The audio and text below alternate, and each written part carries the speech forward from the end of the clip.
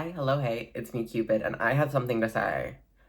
I, a person on the internet, have something to say. That's never happened before. Someone called me a revolutionist. Revolutionist? Is that a word? I invented it because I am also creative, shaping the world one day at a time. Wow. A man applauding themselves for doing literally nothing. What's new? But I have something to say. I want to talk about a big problem. Big problem. Pun unintended. A big problem in Hollywood, and that's fat phobia, which unfortunately is still very alive. It's not gone anywhere, and well, I don't think it's gonna go anywhere anytime soon. Sorry. I wish it wasn't there. I really do. Unfortunately, not much I can do. But today we're going to be talking about fat phobia in media, and I am going to spend probably a majority of this time talking about scripted media specifically, because I think there's a lot of nuances that go into that. However, before I talk about that, I want to talk about unscripted media. And by that, I of course mean reality TV. Yay! Woo! Everyone's favorite. I love me some reality TV. How many plus size people have I seen on reality TV shows? Not that many, as we're going to discuss. In the 2000s, we kind of saw this rise of people being super interested in the abnormal or obscene or grotesque, or what society kind of deemed as weird, right? This is the time when shows like Hoarders and My Strange Addictions and 16 and Pregnant got really popular. People were eating that up. Pun unintended again. Fatphobia. And two of these shows that were also really popular was My Strange Addictions and The Biggest Loser. Hi, it's Editing Cupid. I said My Strange Addictions. I meant My 600-Pound Life. Can we ignore that? Heart emoji, smiley face emoji? Thanks. Now, both of these shows did claim to try and help and humanize fat people. Did they do that? No. They didn't. I mean, who's shocked, right? Shows that were made in the 2000s actually harmed fat people. Someone alert the press. And they don't give a fuck because they knew this already. They both said that they were going to try and humanize fat people, but that just didn't happen. Now, My 600-Pound Life, to its credit, it did try and humanize them a little bit better. I mean, it did show the actual real lives of these people. However, it was the early 2000s, and media was about as woke as a Republican that hasn't taken its schizophrenia meds, so let's just say not very woke at all. They were actually in a coma. Ultimately, I feel like the show did a lot of bad for fat people. It did show that, a lot of people were able to kind of overcome things when they were given the proper training and help that they needed. But I think a lot of people watched this show and it almost affirmed to them that fat people are the way they are simply because there's just an inherent laziness or lack of wanting to get better. When a lot of times, especially when you get to that point, there's a lot more that goes into it. But again, mental health, wokeness, early 2000s, they weren't meeting yet. And now, The Biggest Loser was worse. It really was. I mean, it did kind of help this stigma that oh, well, fat people are just lazy. Because obviously the show was, for those who don't know, the show was built upon taking a bunch of plus-size people and helping them lose weight, and the team that lost the most weight would be the winner, right? And, obviously, that did help this notion of, oh, they're just lazy, oh, they're just gross, that, they don't want to get better because they were actively going on the show to try and get better. However, the issue was, when I say these conditions were so bad, not even K-pop managers would put their idols through this. Even they would feel sorry for these competitors. They were being starved, worked to death, dehydrated. This was insane.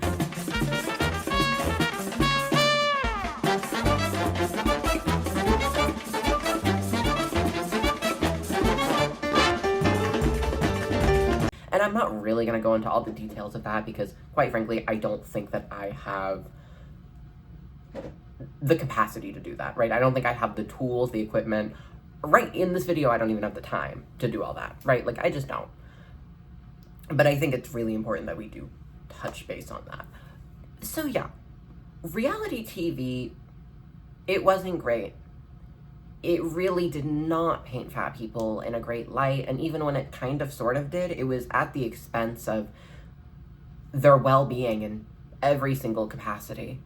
Now, is there a way where we can represent plus-size people in reality TV without it being A, either severely offensive, or B, without using fat people as a way to kind of show the weird or abnormal and using them almost as like a circus performer? And the answer should be yes. It definitely should be yes. Is it yes?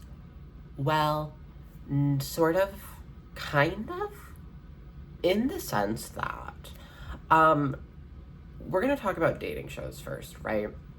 And obviously we are going to exclude all of the shows that are just about plus size people finding love, because obviously, like, yeah, they're in there. Though I do think it is important to note that those shows usually don't have as long as a shelf life as shows like, you know, Love Island or Too Hot to Handle or anything like that. You know, they tend to either like not last very long, or if they do last a good bit, it's still pretty niche and they're not getting the same amount of coverage that these other shows are getting, which does suck, but I guess at least it's something. I don't know. It's like crumbs of representation. But it comes as no surprise to anyone, really, that shows like Love Island and Too Hot to Handle don't have any plus-size representation. The shows may be giving great drama, but representation, it's not there. I will go study some stupid-ass fucking plants. No. But I like plants, they're not stupid, you know? I'm just like... It is not. However, one show that does have a little bit, just a tad bit, of plus-size representation is the Bachelor/Bachelorette franchise, right? There have been 5 contestants who could be considered to be plus-sized on the show, right? The first 2 being Brent and Brian, who were on The Bachelorette, and they were both eliminated immediately, right? They didn't even make it past week 1. They left. And I haven't watched the show, so I don't know. Maybe they, like, literally went up to The Bachelorette and were like, you know what I hate? Womanly autonomy. Thoughts? And she said, pack your fucking bag. But I don't think that's what happened. And also, I don't know how much their looks actually played into them being eliminated. But I do think it is important to note that they were eliminated immediately. And now for the women, we have Beau, Krissa, and Chloe. And Beau was also eliminated first. She was immediately eliminated, whereas Krissa and Chloe were both eliminated week 3. So none of them lasted very long. But I did want to talk about those girls specifically because I understand, right? Plus size as a concept, it technically doesn't really exist in the sense that there's no kind of concrete definition of when do you become plus size, when do you stop being skinny, what's, you know, normal, and then what's plus size, you know, all of that sort of stuff. But I do think when we look at these 3 women, I wouldn't consider them plus size. Here, for reference, and I don't know, maybe this is just me, but I really wouldn't say any of these women are plus size. I feel like they just look like a size. I don't, like, they look like a normal body. I don't know. I don't want to say normal body because it's like there's no such thing, I guess, but like I wouldn't call these women plus sized if I saw them. I don't know. I will say, to I think Chloe's credit, I think she's like said she was like a plus size model or whatever, which in the modeling industry really isn't saying that much, but I guess like she at least has some sort of reason for that, right? But now, when it comes to, you know, let's take away dating shows, right? Obviously, no one really expected dating shows to have great representation, but what about shows where the winner's based on something like merit and, you know, how judges and a production team feels about you, right? We're going to be talking about competition shows. And I wanted to specifically choose shows that weren't based on, like, how your castmates felt about you. So that's why I'm not talking about shows like Big Brother or Survivor or whatever. I'm going to be talking about America's Next Top Model and Drag Race specifically, because I think those are 2 really interesting shows to look at. Now, firstly, America's Next Top Model, right? What a show. What a show. What is wrong with you? But you're not. Stop it! I have never in my life yelled at a girl like this. In terms of the winner circle, we've only had one plus size winner, which honestly is more than I thought we were gonna have. I really I checked that show as just like a kind of curiosity thing. Like I didn't really expect to find any data. But the cycle 10 winner, Winter Thompson, she was actually like a plus size model, and I'm so happy for her. What a queen. Good for her. Slay. But in the show's run, we've only had that one plus size winner, and obviously it would have been great if there were more, but it's the modeling industry, so again, I don't really think any of us were hell even expecting there to be a plus size model in the room. But what about a show like Drag Race, right? A show that is based off including literally everyone, right? We've had plus size people, we've had people from all different cultural backgrounds, we've had trans people, right? We've had so many people. So surely a show like that, the winner circle would be so diverse. And, well, it unfortunately does seem to fall into the same pitfalls as all of these other shows, right? Now, in terms of the mainline franchise, right, the US All-Stars and the US seasons, right, we've only had one trans? We've had many trans winners. We've only had one plus size winner, and that was Ginger Minj. She went on All-Stars 10, and now her winning actually sparked a good amount of debate online. Not because people weren't happy that a plus size winner was crowned, but mostly because she wasn't even really plus sized anymore, right? And Ginger Minj had completed 4 times at this point, and this is with her 3rd time being in the finale. And the only thing that was really different between this run and all of her subsequent runs was the fact that she was just a lot skinnier by the end of it. She lost a lot of weight, right? Reference. She lost a lot of weight. And hey, good for her, right? I'm not gonna dog on Ginger Minj for doing that. Your body, your choice. But I definitely see these critiques of people being okay, well, you finally crowned a plus size winner, but you crowned her when she wasn't even really plus sized anymore. So you still haven't really actually crowned a plus size winner.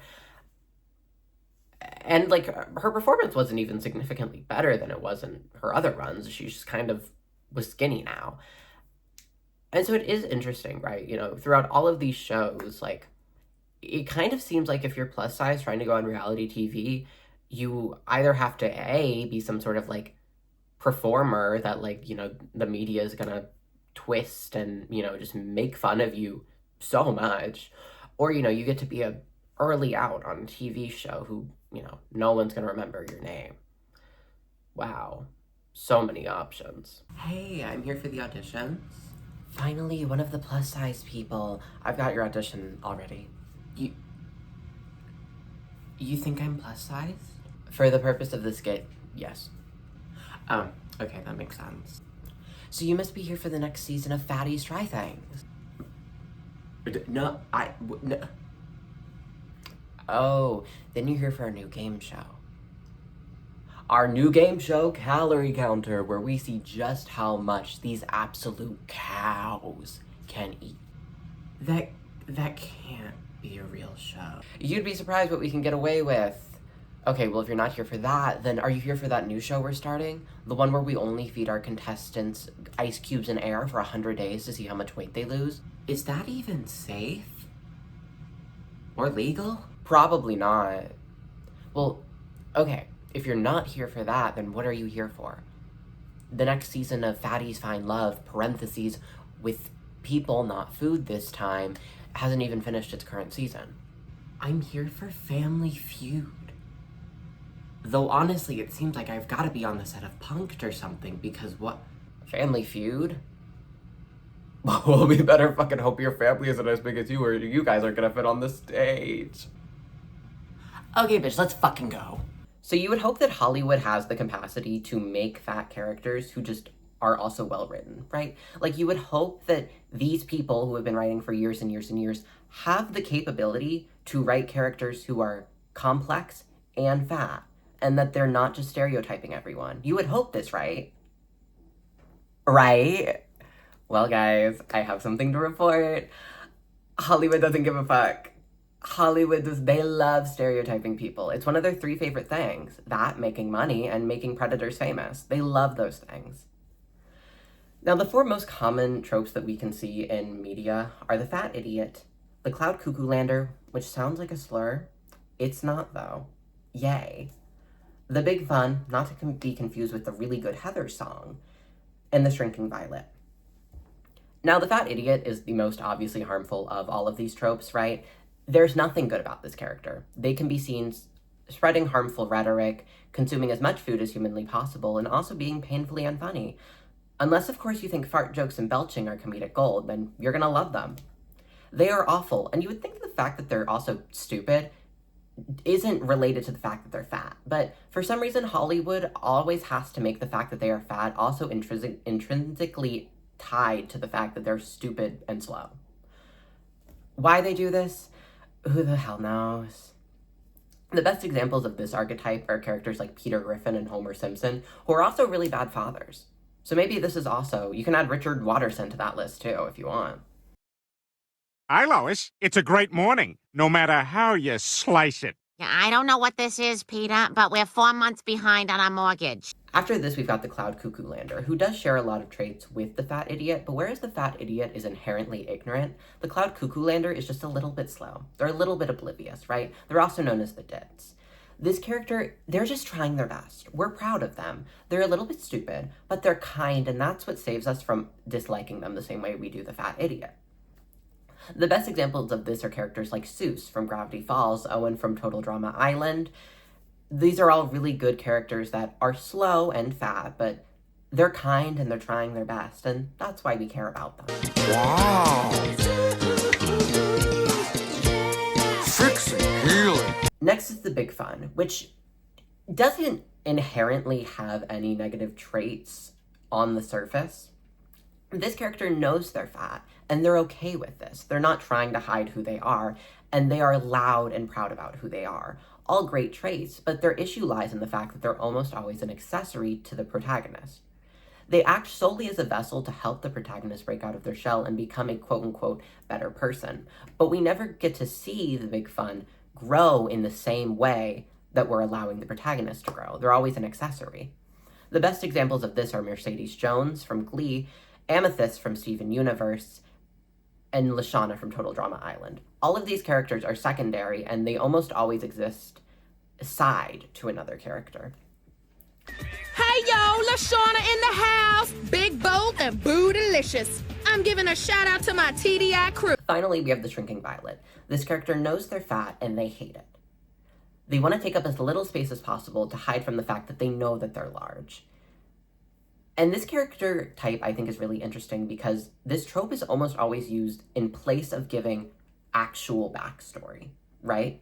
We see this with characters like Schmidt from New Girl, Monica from Friends, and Patty from Insatiable. And I don't think that there's necessarily anything wrong with the concept of making someone a different size at a different point in their life. But I think with the way some of these shows write it, it's awful. Some of them definitely do not hold up well. I think the most egregious example of this is Monica from Friends, who quite literally ends up with the guy that made her lose all the weight, who literally, like, fat shamed her, right? Like, that's not, why were we promoting that? The show always makes it seem like she was at fault. They poke so many jokes at the fact that she used to be fat, and it always, they're just, it's so mean. And the show never points out the fact that, like, she was the same person before. She just used to be fat, and that's just inherently funny. I guess. Don't do that to me. Oh, no, it's cool. You can stay here. My parents won't mind. No, it's not that. I just don't want to be stuck here all night with your fat sister. Hey. Insatiable, while being a terribly written show, I do think is a little bit better when it comes to the fat backstory. Patty does get treated better by people, and we do get to see her life change when she gets skinny. But there is a scene where she directly states that her life isn't any better now that she's skinny. She's actually still the same person, but now she can shop at Brandy Melville instead of Torrid. Though, honestly, from what I hear about Brandy Melville, maybe she couldn't even shop there at this point. I don't know. But why do I bring this up, right? Because obviously tropes exist in every single piece of media. This isn't something that just fat people experience. Every single piece of media has some tropiness to it. And I think that that's fair, but the fact that there are only 4 tropes that almost every fat person can be categorized in media is kind of crazy. You just don't see that with anyone else, right? There are so many different ways you could write people, and the fact that 4 descriptors can describe like 80 to 90% of fat representation is crazy.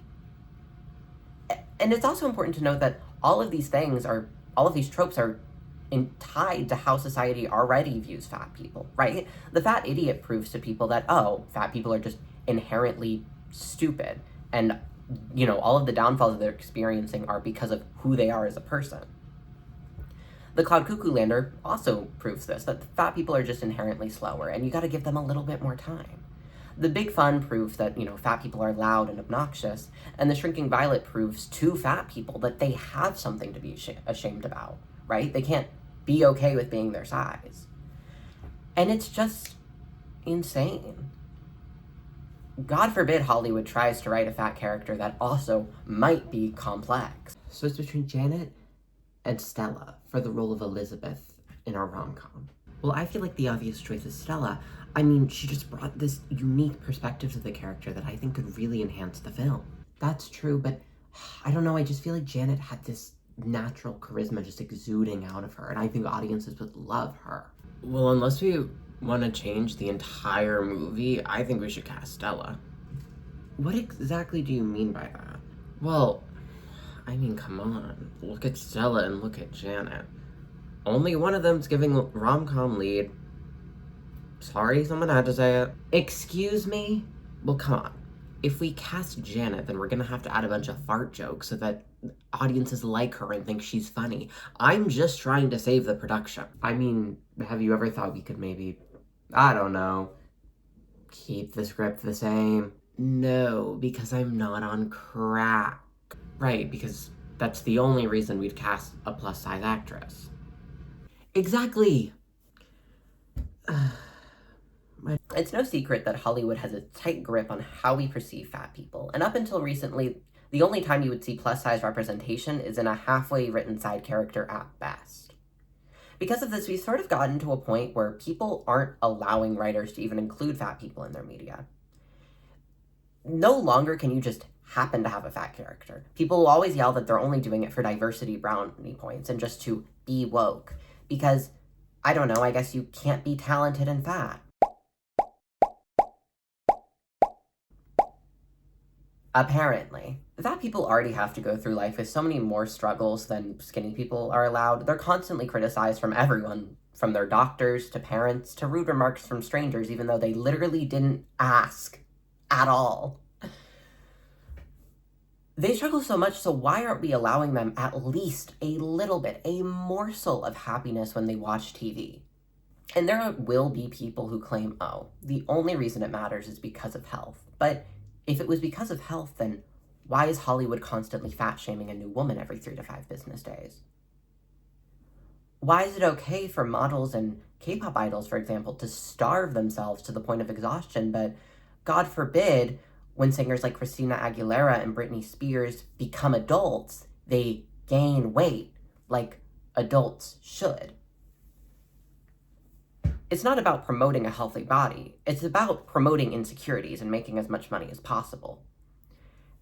And the fact that there are so many people who just can't really seem to grasp that concept is kind of insane. Right? Like, that's just insane. When you don't allow a group of people to see themselves in the media they're watching, you're just isolating them, and you're making them feel like they're not enough inherently. There are so many characters who are just shoehorned into comedy characters simply because they're fat.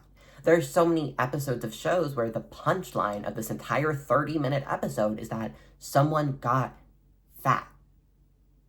What's funny about that? What is so funny about the concept of someone gaining weight, which is a very natural thing to do? And I think we really need to look at a lot of these characters and a lot of these episodes and ask ourselves, are these characters funny and fat, or are they simply funny because they're fat and we associate that with some sort of comedy? I'm so glad we finally found the time to do this. I'm so happy too, and can I just say you're even more beautiful in person? Oh, you're so sweet. All right, hi, I'm Erin. I'm gonna be your server today. Now, are you two folks ready to order? Do you guys need some more time, or? Oh, yeah, so, yeah, I think we're ready to order. Could I have the house salad?